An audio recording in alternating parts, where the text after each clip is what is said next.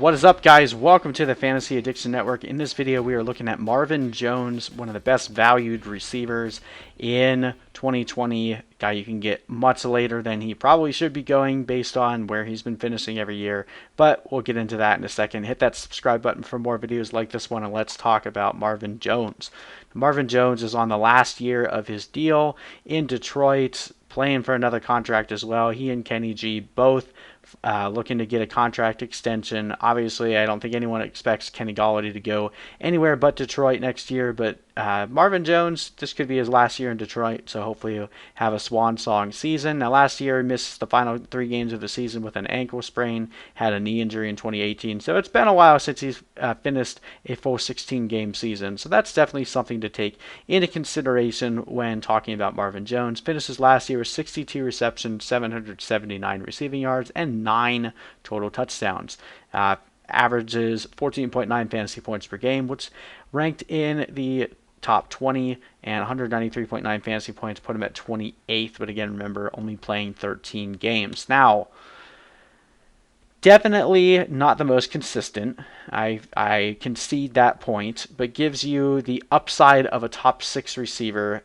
Was able to achieve that level 2 times last year and finished as a wide receiver 1 a total of 4 times out of 13 games, and was still able to finish at least as a wide receiver 3 for 3 more games.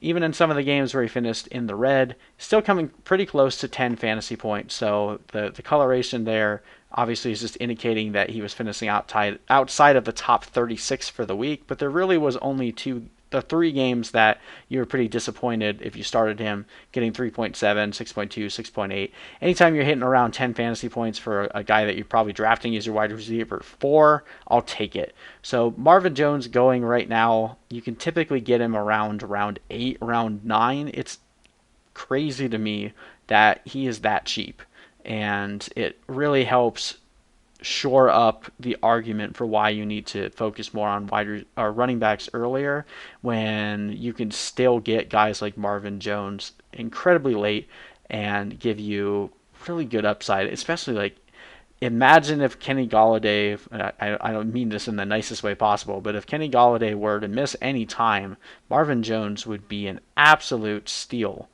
And where he's going, he's already at a value even if Kenny Golladay plays a full 16 games. So honestly, the biggest concern about Marvin Jones right now is that injury history, but you're basically getting him for free, so doesn't really matter.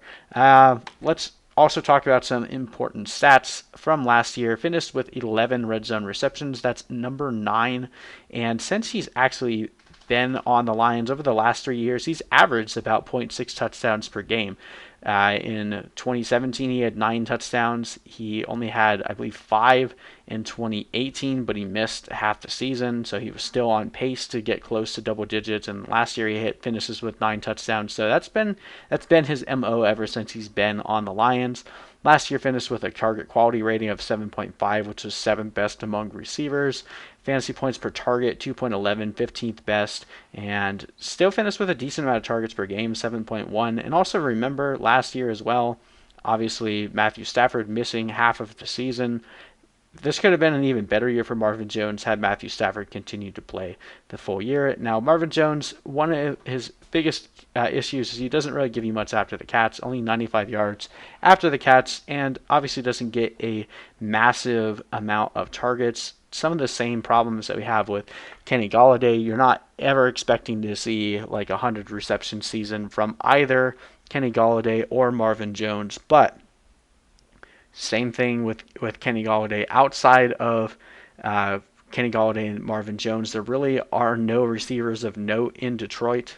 So either of these guys have massive upside if for some reason they become the lead receiver on their team. More so Kenny Golladay than Marvin Jones, because Marvin Jones probably sees a good uptick in his production per target based on the fact that he's playing against the secondary cornerback on the opposing team. I'm not sure how well he would fare if he was the wide receiver 1 over a significant period of time, but there's definitely plenty of upside. And this kind of comes back to the old adage of just give me the cheaper option, considering the other receivers and the upside that you can get with a guy like a DJ Moore or an Allen Robinson, I'm totally fine with taking them over Kenny Golladay and then just grabbing Marvin Jones in the 8th round versus taking Kenny Golladay in the 3rd round, and then you're kind of limiting because you're not going to want to draft both Kenny Golladay and Marvin Jones.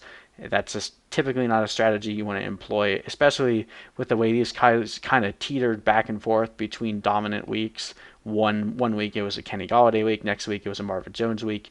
You'd basically be limiting all of your upside if you drafted both Kenny Golladay and Marvin Jones. So that's the probably the way I'm going to end up approaching drafts, but I'm also not opposed to taking Kenny Golladay. But enough about Kenny Golladay, back to Marvin Jones, where we have him projected to finish this year. We have him getting 70 receptions, 917 receiving yards, and a little bit of touchdown regression, bringing him back down to 6, but obviously carries the upside of double-digit touchdowns, and that's even without Kenny Golladay missing any time. If Kenny Golladay does miss time, then that could go even further. So really love Marvin Jones a lot this year, but mostly because of the price that you can get him at.